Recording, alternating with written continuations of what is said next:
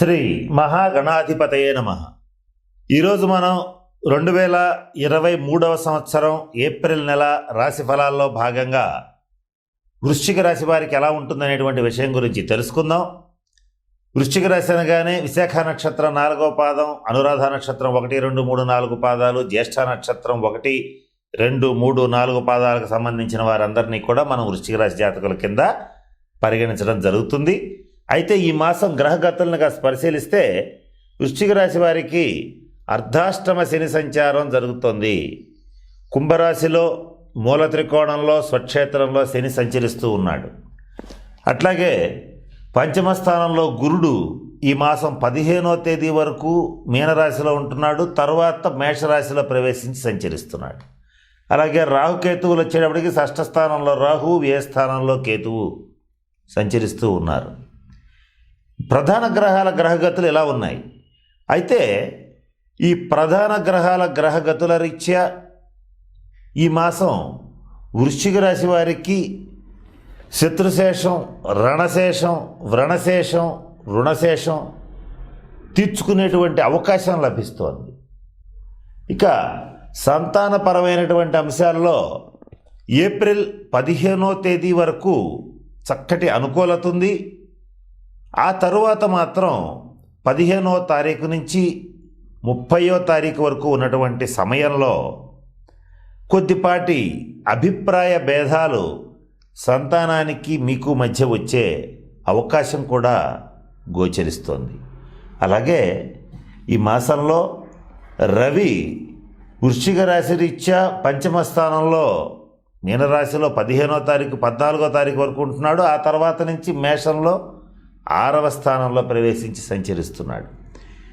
ఇక్కడ రవిగ్రహ సంచార రీత్యా ఈ వృశ్చిక రాశి వారికి తల్లిదండ్రుల రీత్యా కానీ, ముఖ్యంగా తండ్రి గారి రీత్యా కానీ, తండ్రి తరఫు బంధువుల రీత్యా కానీ కొంత వ్యతిరేకతలు వచ్చే అవకాశం ఉంది. అంటే మీ అభిప్రాయాలని వాళ్ళు వ్యతిరేకించటం, లేదా వారి అభిప్రాయాలను మీరు వ్యతిరేకించటం, కొద్దిగా ఘర్షణపూరితమైన వాతావరణం రావటం అనేటువంటిది జరిగే సూచనలు సుస్పష్టంగా కనబడుతున్నాయి. ఇక్కడ అది కూడా ప్రథమార్థం కంటే కూడా ద్వితీయార్థంలో ఎక్కువగా గోచరిస్తున్నాయి. అంటే ఏప్రిల్ 1వ తారీఖు నుంచి 14వ తారీఖు వరకు ఈ అభిప్రాయ భేదాలు కుటుంబంలో ఉండవు. కానీ 15వ తారీఖు నుంచి 30వ తారీఖు వరకు ఉన్నటువంటి ఈ మాసంలో మీకు కొంత అభిప్రాయ భేదాలు సంతానంతో కానీ, తల్లిదండ్రులతో కానీ, కుటుంబ సభ్యులతో కానీ ఏర్పడే అవకాశాలు గోచరిస్తున్నాయి. ఏది ఏమైనప్పటికీ అర్ధాష్టమ శని సంచారం జరుగుతున్నప్పటికీ మీకున్నటువంటి పట్టుదల రీత్యా కానీ, ఏ పని మొదలుపెట్టినా పూర్తి చేసి తీరాలనేటువంటి దృఢ సంకల్ప రీత్యా కానీ మీరు ఈ వచ్చినటువంటి చిన్న చిన్న అవరోధాలని, మరీ ముఖ్యంగా కుటుంబంలో వచ్చేటువంటి చిన్న చిన్న అవరోధాలని మీ తెలివితేటలతో, మీ శక్తియుక్తులతో, మీ వాక్చాతుర్యంతో తిప్పి కొట్టగలుగుతారు. ఈ మాసం మీకు ఎదురుండదు. చండ ప్రచండంగా మీ వాక్కు ఫలిస్తుంది. అంటే మీరు మాట్లాడే మాట తూటాల్లాగా ఎదుటి వాళ్ళని కట్టడి చేసేటువంటి పరిస్థితి కూడా గోచరిస్తుంది. అంతా బాగుంది.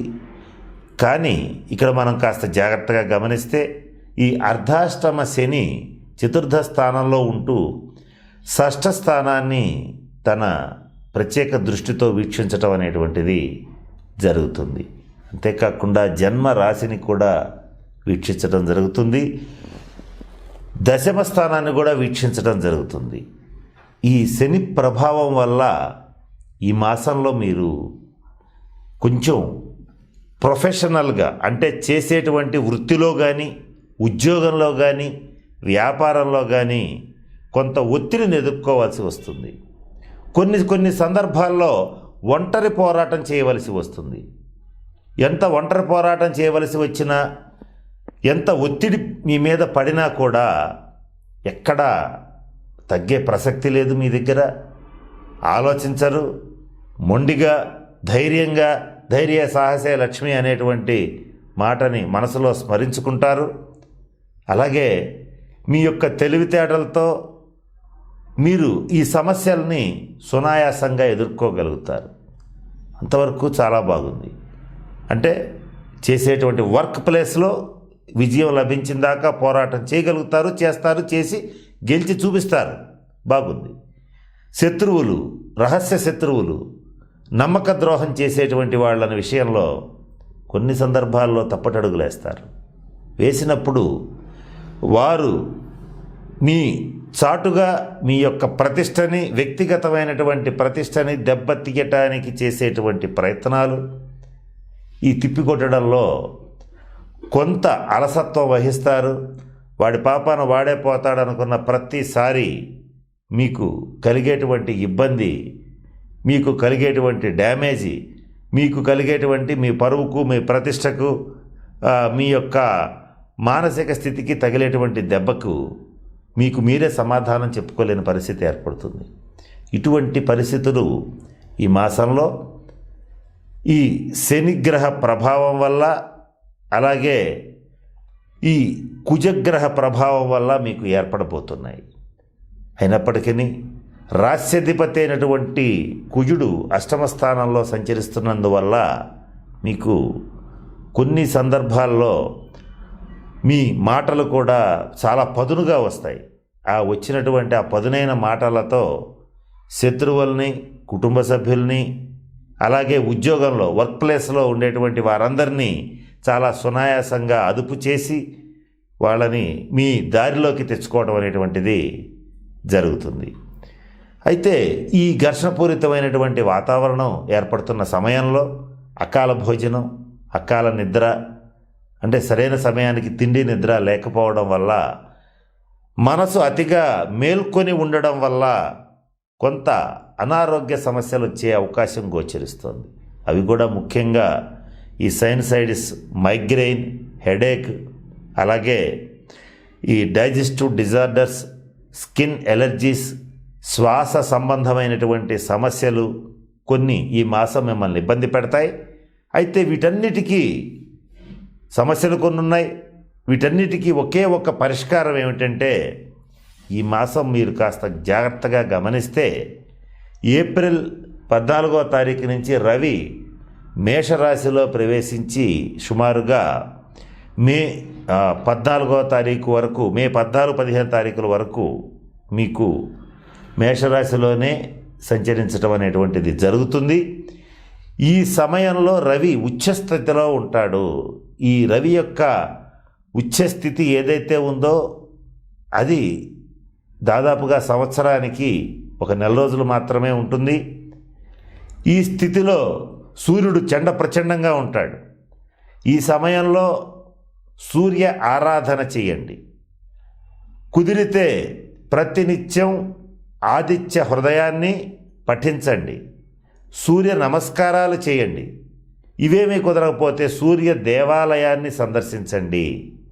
ఇలా చేస్తే మీకు అసలు అనారోగ్య సమస్యలు అనేటువంటివి మీకు దరిదాపులకు కూడా వచ్చే అవకాశం లేదు. అటువంటి శుభస్థితి రవిరీత్యా మీకు లభిస్తుంది. ఈ మాసంలో మీరు చేసేటువంటి సూర్యారాధన ఏదైతే ఉంటుందో ఇది మీ జీవితకాలం పనికొస్తుంది. ఈ సంవత్సరం అంతా పనికొస్తుంది. ఎన్నేళ్ల పాటైనా పనికొస్తుంది. అటువంటి స్థితి లభించాలి అని అంటే తప్పనిసరిగా నేను చెప్పినటువంటి సమయంలో ఏప్రిల్ 15వ తారీఖు నుంచి మే 15వ తారీఖు వరకు సూర్యగ్రహ ఆరాధన చెయ్యండి. ఆరోగ్యం భాస్కరాదిచ్చేత అంటారు. ఆరోగ్యం కావాలన్నవాడు తప్పనిసరిగా సూర్యారాధన చేయాల్సిందే, ఇంకొక ఆప్షన్ లేదు. అట్లాగే ఎవరైతే సువర్ణ యోగాన్ని కోరుకుంటారో వారు కూడా సూర్యారాధన చెయ్యాలి. కొన్ని మతాల ప్రకారం బంగారానికి అధిపతి గురుడైతే కొన్ని మతాల ప్రకారం బంగారానికి అధిపతి రవి అవుతున్నాడు జ్యోతిష్శాస్త్రరీత్యా. కనుక సూర్యారాధన చేసేటువంటి వాళ్ళకి సువర్ణ ప్రాప్తి కూడా ఉంటుంది. కనుక ఆ యోగం కావాలనుకున్న వాళ్ళు ఈ మంచి సమయాన్ని ఉపయోగపెట్టుకుని చక్కగా సూర్యారాధన చేసి ఐశ్వర్యాన్ని, ఆరోగ్యాన్ని, మంచి తేజస్సుని పొందగలిగేందుకు మంచి అవకాశమైన సమయం కనుక ఈ సమయాన్ని సద్వినియోగపరచుకోండి. ఇక మిగిలిన విషయాలకు వచ్చేటట్లయితే వ్యయస్థానంలో కేతు ఎప్పటి నుంచో ఉన్నాడు. ఈ కేతుగ్రహ సంచారం వల్ల అన్నీ ఉన్నా, అందరూ ఉన్నా మీకు అప్పుడప్పుడు వైరాగ్య భావనలు పెరుగుతూ ఉంటాయి. ఎంత సంపాదించినా, ఎంత చేసినా ఏం మిగిలేదేముంటుంది అనేటువంటి ఆధ్యాత్మికత వైపుకి మీ మనసు అనేటువంటిది వెళ్తూ ఉంటుంది. అసూయాపరులు, దుర్మార్గులు, దుష్టులు, అన్నం పెట్టిన చేతికి కన్నం పెట్టేటువంటి వాళ్ళు అయినటువంటి రహస్య శత్రువుల యొక్క బెడద మీకుంది. ఈ రహస్య శత్రువులని యొక్క బెడదని మీరు వదిలించుకోవాలి అని అంటే కార్తవీర్యార్జునుడిని స్మరించండి, కార్తవీర్యార్జున స్తోత్రాన్ని చేయండి. ఇలా చేస్తే మీకు రహస్య శత్రు బాధ అనేటువంటిది పోతుంది.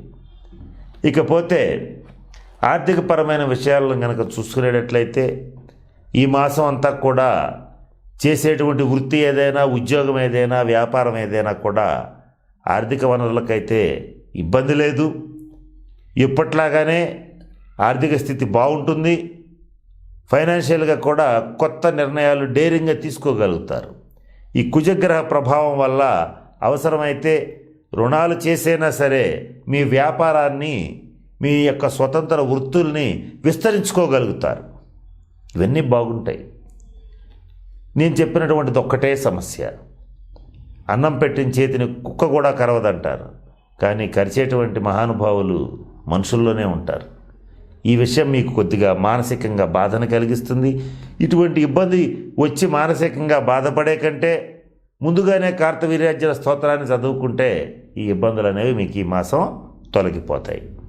ఇకపోతే ఈ మాసం మీరు పూజించవలసినటువంటి దైవం సూర్యారాధన చేయాలి, సుబ్రహ్మణ్యారాధన చేయాలి. అలాగే మీకు కలిసి వచ్చేటువంటి రంగు ఎరుపు. మీరు వాడేటువంటి వాహనాలకి కానీ, అంటే కార్లు, బైకులకి కానీ, ధరించేటువంటి వస్త్రాల్లో కానీ ఎరుపు రంగు ఉండేలా చూసుకోండి. అది మీకు అదృష్టాన్ని తెచ్చిపెడుతుంది. మీకు పనికి రానటువంటి రంగు ఏదైనా ఉంది అంటే అది ఆకుపచ్చ. వీలైనంత వరకు గ్రీన్ కలర్ వెహికల్స్ వాడద్దు. ఈ వస్త్రాల ధారణ విషయంలో కూడా ఆకుపచ్చ రంగుని వీలైనంత వరకు అవాయిడ్ చేయండి.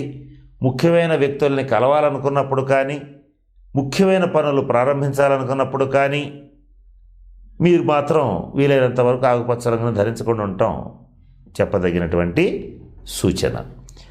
ఇక మీకు కలిసి వచ్చేటువంటి సంఖ్య 9. మీరు మీ వాహనాలకి లేదా సెల్ ఫోన్ నెంబర్లకి టోటల్ 9 వచ్చేటట్లుగా చూసుకునేటట్లయితే మంచి శుభ ఫలితాలని పొందగలుగుతారు. పనికి రాని సంఖ్య 5.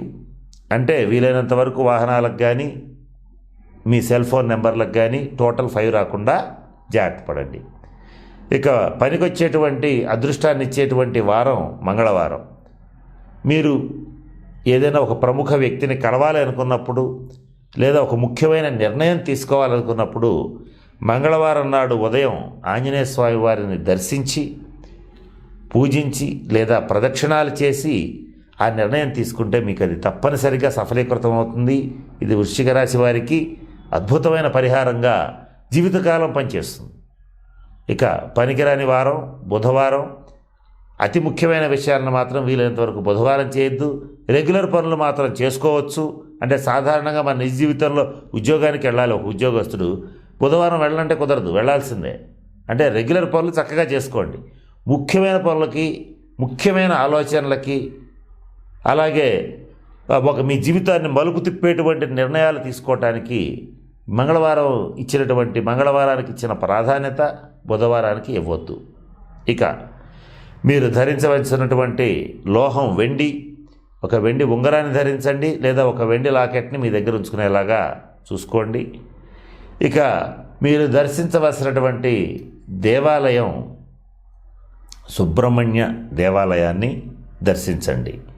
అలాగే ఇక్కడ అర్ధాష్టమ శని సంచారం కూడా జరుగుతోంది కనుక గతంలో చెప్పాం, గతంలో వెళ్ళుంటే సరే, లేకపోతే ఈ మాసంలో అయినా సరే శని సింగణాపూర్, అలాగే తిరునల్లార్ లేదా మందపల్లి, ఈ శని దివ్య క్షేత్రాలలో శనీశ్వరుణ్ణి దర్శించి తైలాభిషేకం జరిపించుకుంటే ఇక్కడ మీకు ఈ శనీశ్వరుడు చక్కగా యోగిస్తాడు.